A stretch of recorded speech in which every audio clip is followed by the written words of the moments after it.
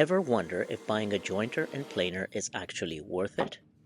I spent over $2,500 on tools, but I also saved $2.50 every time I mill a board.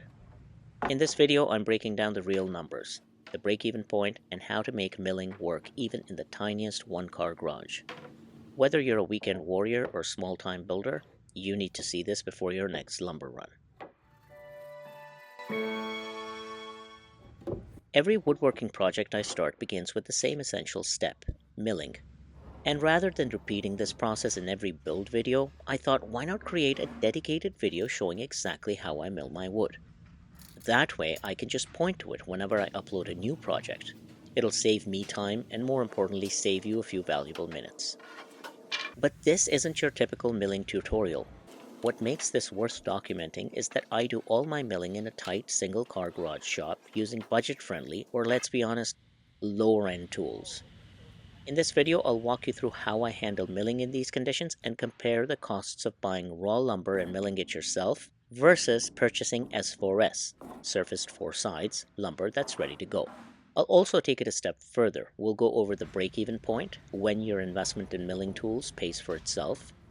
I'll lay out the key variables so you can decide if it makes more sense for you to invest in tools or just stick with buying pre-milled lumber and jumping straight to glue up.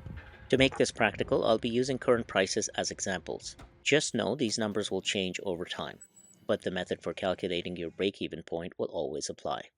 So if you're watching this years down the road, just plug in your own numbers and you'll still get a clear answer. First, ask yourself, which of the following do you relate to most? 1. A hobbyist. 2. A small-scale woodworker. 3. A pro carpenter, content creator, or full-time builder. If you're in group 3, this video might not offer much. You probably already know the drill. But if you're in group 1 or 2, this is for you. See, I started woodworking purely out of love for the craft.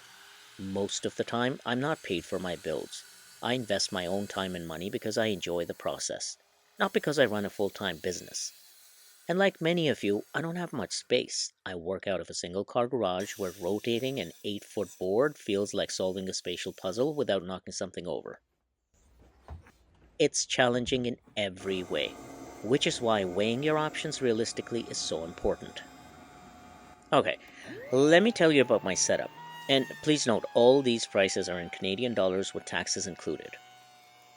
So when I started, I bought myself a new contractor-style DeWalt table saw for $430, a new planer for $770, a used 8-inch benchtop jointer for $350, and a used full-size 6-inch jointer for $1,000, for a total of about $2,550.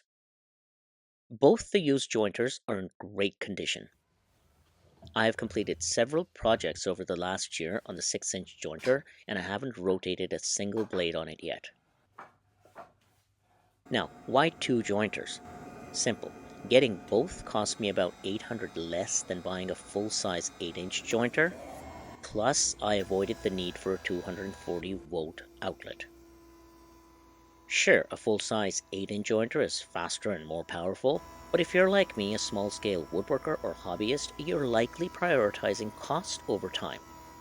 Our time isn't billable in the traditional sense, it's a passion project. So let's figure it out together. When does investing in your own milling setup make sense? And when should you just buy S4S and keep building? Let's break it down. Right now, I can source 8/4-inch kiln-dried raw walnut for about $16 per board foot, while 1 3/4 of an inch S4S walnut, already milled and ready to use, costs around $20 per linear foot. That's a $4 premium per board foot, just for the convenience of skipping the milling process. You're paying for someone else's time, tools, and shop space. And honestly, that's totally fair. But here's where hobbyists and small-time woodworkers like us shine. Our time is cheap. That's not a dig, it's just the reality. We're doing this for passion, not payroll. Still, I like to assign a value to my time for the sake of clarity. So I use a modest rate of $25 per hour. With my current setup, it takes me about 15 to 20 minutes to mill a single walnut board that's approximately 6 feet long, up to 8 inches wide, and 2 inches thick. And by milling, I'm referring to putting it through the jointer, table saw, and planer. That works out to about $8 worth of my time. Let's call it $1.33 per board foot in milling labor. So when I buy raw walnut at 16 and add the $1.33 of milling time, my actual cost comes to $17.33 per board foot. Let's round that up to $17.50 for simplicity. Now compare that to the $20 price tag of store-bought S4S walnut. That's a $2.50 savings per board foot when I mill it myself. But remember, I had to spend $2,550 to set up my shop with the tools needed to do this kind of milling. At a savings of $2.50 per board foot, I need to mill around 1,000 board feet before I break even on that investment. In my experience, the average project uses around 50 to 60 board feet of wood. So ask yourself, are you going to build at least 20 projects like that in the years ahead? Keep in mind, this is a very high level calculation and does not factor in any other costs such as utility costs, repairs, wear and tear, etc. If the answer is yes, even if it's over the next few years, then the math is simple. Investing in your own milling setup pays off.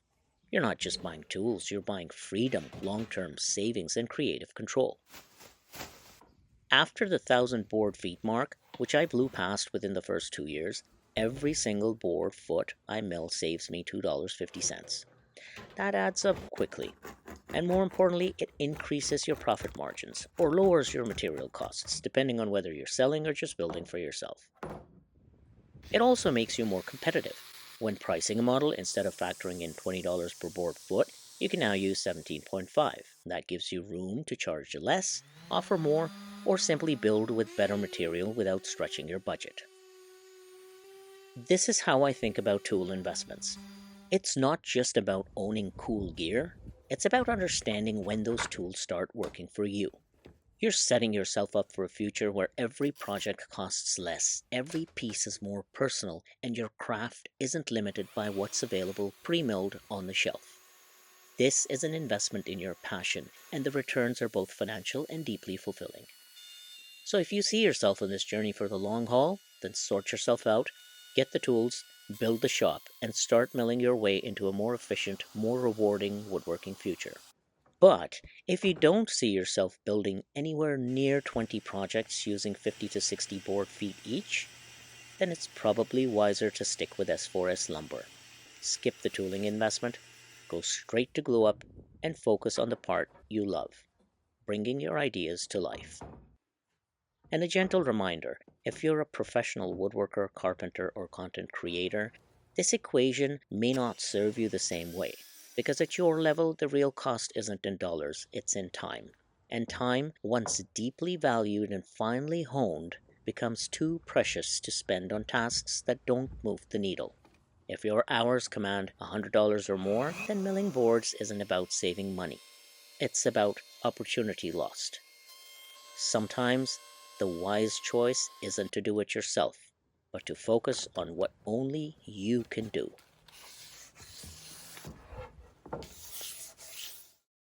Thanks for watching.